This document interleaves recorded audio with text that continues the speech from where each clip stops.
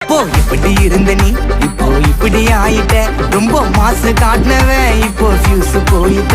அடையில் ஒரு வாழ்க்கையும் நாரும் எட்டி பார்த்தா உன் கருத்தை வேணாண்டா கொஞ்சம் மூடுறாங்க. மட்டிக்கு நாரு